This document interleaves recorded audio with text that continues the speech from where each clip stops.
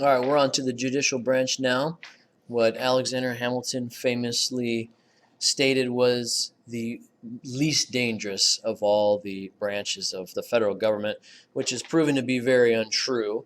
Over time, they've become very powerful, and in fact, in many people's opinion, far more powerful than they should be. So we'll take a look at the structure and functions of the judicial branch in the next section. So starting off, we're going to need some definitions here. There are two types of law, criminal law and civil law. And what we will mostly see in the federal context is civil law. Criminal law we all know very well. These are instances where laws have been broken and we're trying to figure out who is to be held accountable for that. That may or may not involve punishment. So things like robbery, murder. These kinds of lawsuits are prosecuted mostly at the state level. There are a few things at the national level that are criminal. You blow something up or commit a terrorist act or something like that, you could very well wind up in federal court for a criminal case. But in most of the time, it's going to be at the state and local level. What we're going to be mostly concerned about is civil law, which can also happen at the state level. But with civil law, we're talking about conflicts between two parties, and at the local and state level, this may be things like a divorce, or two neighbors not getting along, or anything that you'd see in small claims court like Judge Judy stuff. For us, we're going to be concerned about federal civil cases that are really about disputes about what the law says. Two people thinking that the law says different things. So, with the First Amendment, for example, we've seen a lot of cases already where one party believes the First Amendment includes this, and this these kinds of speeches, and the other person will say, no, it's not that one. It's this, and this is protected speech, and then you've got a conflict that can only be adjudicated by the courts, and that's mainly what the federal courts do. They adjudicate. They answer questions or they solve disputes.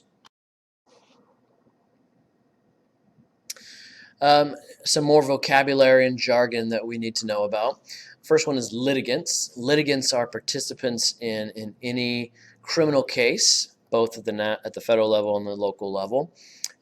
So the person bringing about the charges would be the plaintiff, and a lot of times at the state level, these are the states. When you commit a criminal act, it's not the victim against you, it's the state against you, the people are against you. And of course, you'd be the defendant saying that, no, I'm not guilty, I'm innocent. In civil cases, the two parties are called petitioners and respondents. So the person that initiates the case is called the petitioner, and the person from the other side of the dispute is the respondent. In criminal cases, we have a jury, as you well know, usually 12 people, and they're supposed to be the peers of the litigants that are involved in the case. You also, in a criminal case, or in any case for that matter, have to have a standing to sue. So if you're a plaintiff or a petitioner and you bring out a case to trial, whether it be criminal or civil, you have to have a standing to sue, which means you have to have a serious threat or to your interest, your finances, personal or bodily injury, or anything like that. You have to be involved somehow, directly impacted by the judicial question being reviewed. And it also has to be justiciable, which means it has to be a case that can be resolved. If you take a case to a judge that has no real solution, they're just going to throw the case out. And so all cases have to have litigants that with a standing to sue and that must be justiciable. A lot of times cases are brought about by groups, or there are at least influences from groups. So amicus curiae briefs, or friend of the court briefs, are those where interest groups will share their opinion with the court on how they think a case should go.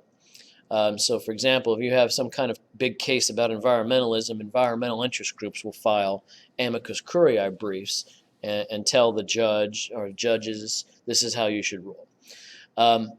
Also, we'll see litigants as groups too. And so we may see class action lawsuits, which are cases filed by a group of people in the same situation. So for example, somebody in a neighborhood with power lines that are supposedly causing cancer, all the people in the neighborhood may get on the same class action lawsuit and file against somebody. We have a huge amount of attorneys in the country.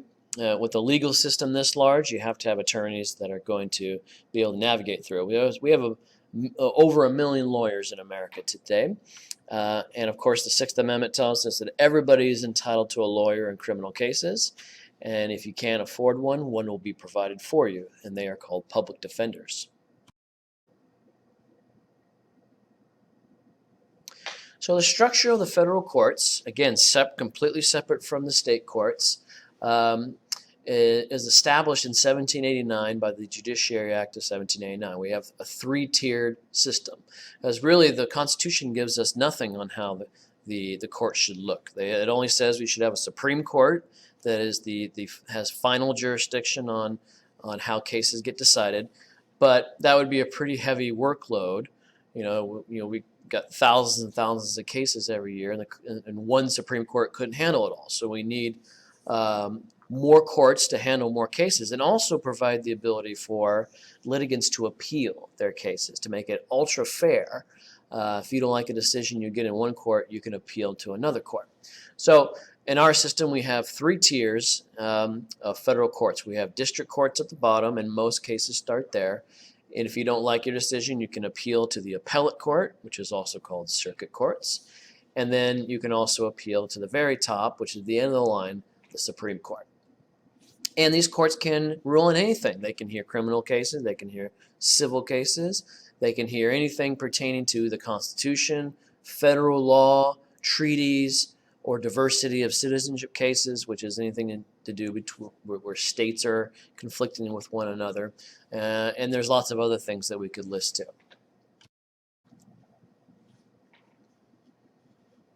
Congress also has created other special courts along the way. In your book, you can see that we've got bankruptcy courts and patent courts and all kinds of things that hear specific cases. We don't really need to worry about them in our situation.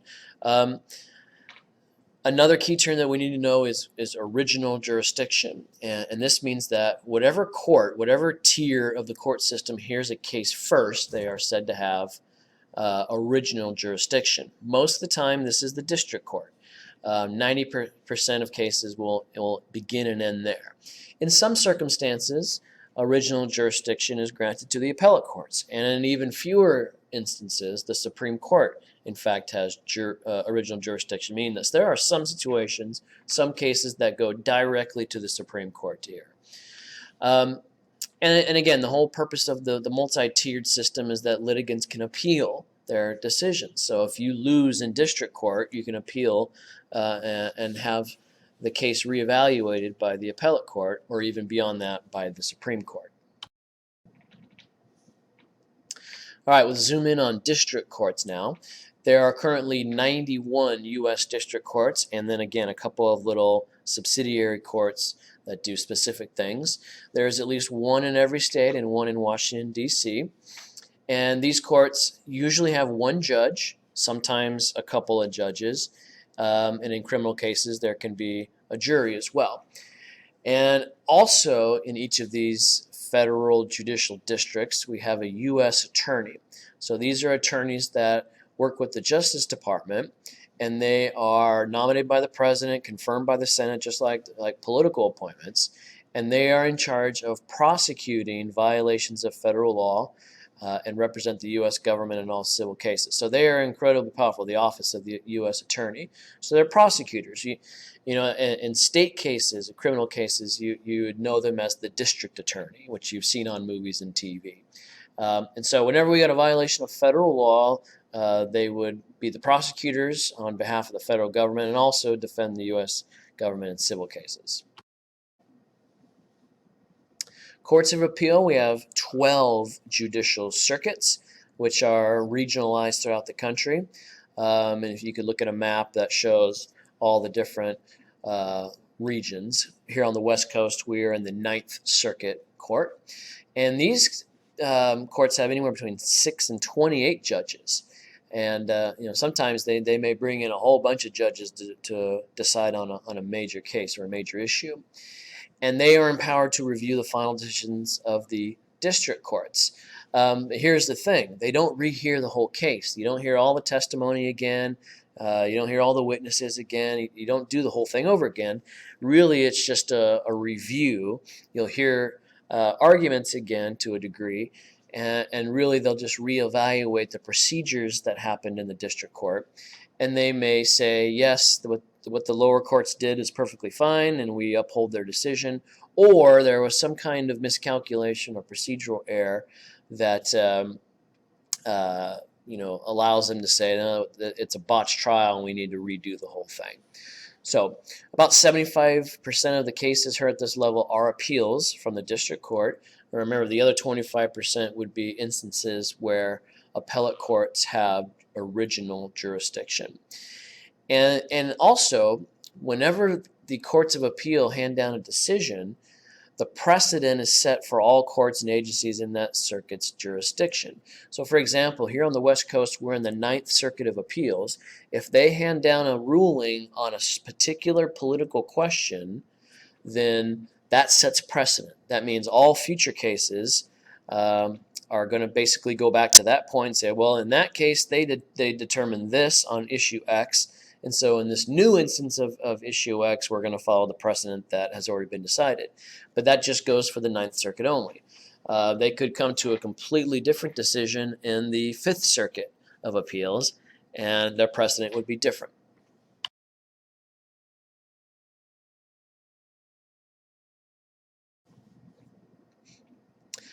The Supreme Court is the top court in the American government, and the Constitution doesn't really fix the number of justices, but we have stabilized it at 9 for quite some time.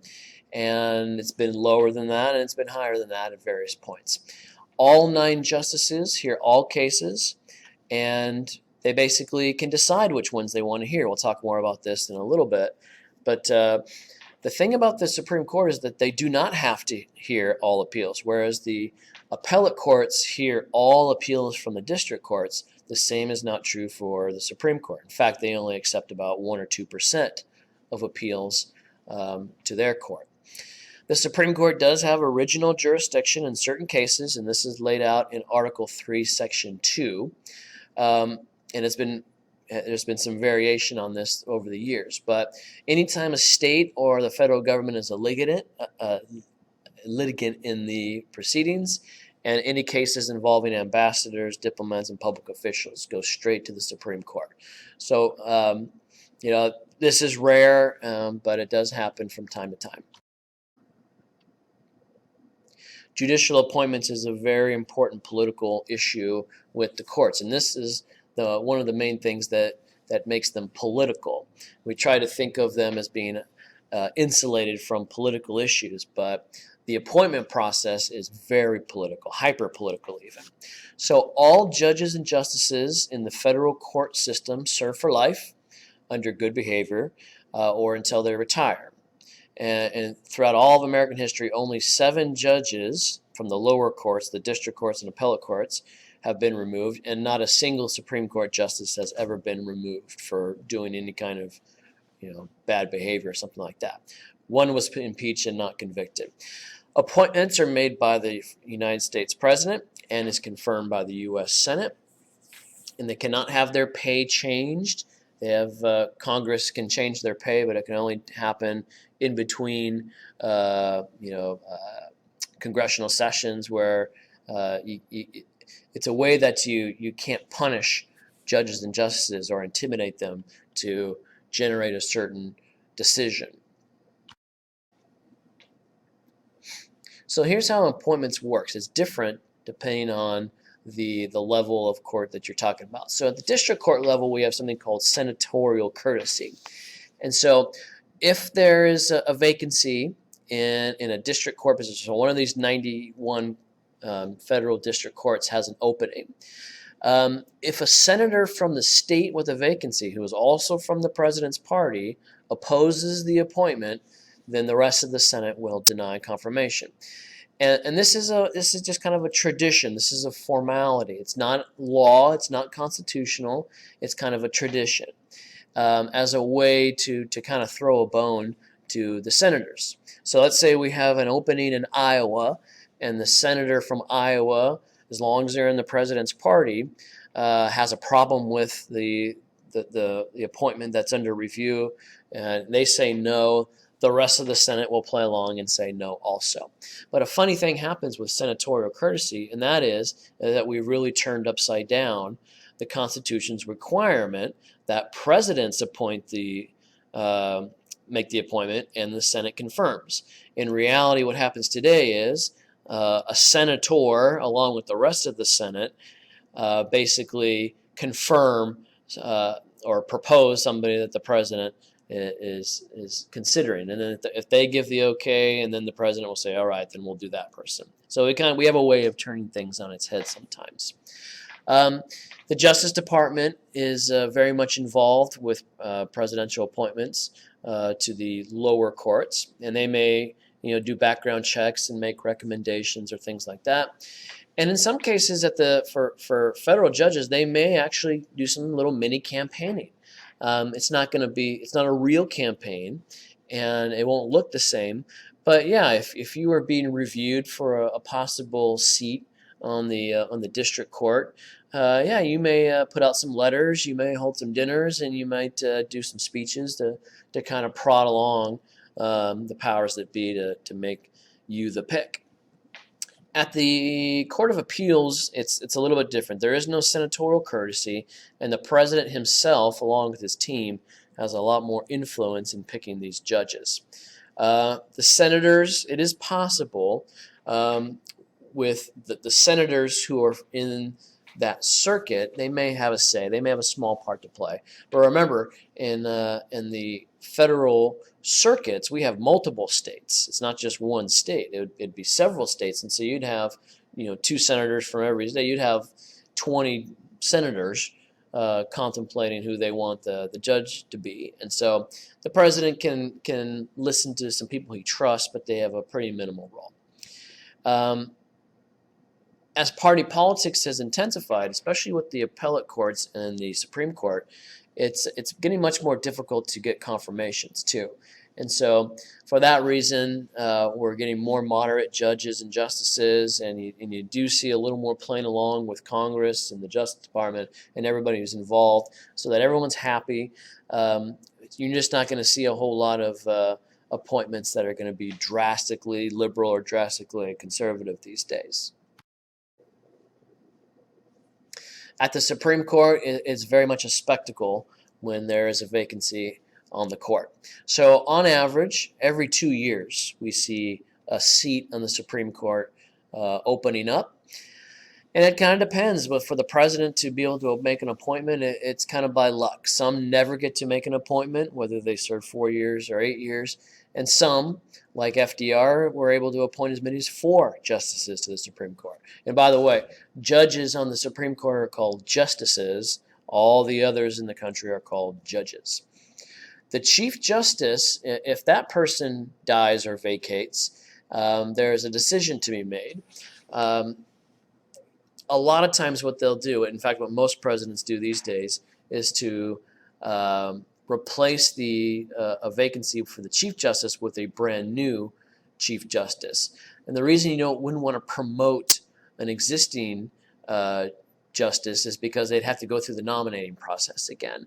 The Chief Justice position is slightly more exalted than every other justice position. So they would require another hearing, and since that person has been a judge or a justice already, they may have made some enemies, and they may not be liked by everybody in the Senate. And so you'd be really embarrassed to have an existing justice lose out on their confirmation for Chief Justice. And so for that reason, when there's a vacancy for the Chief Justice, they just bring in somebody brand new.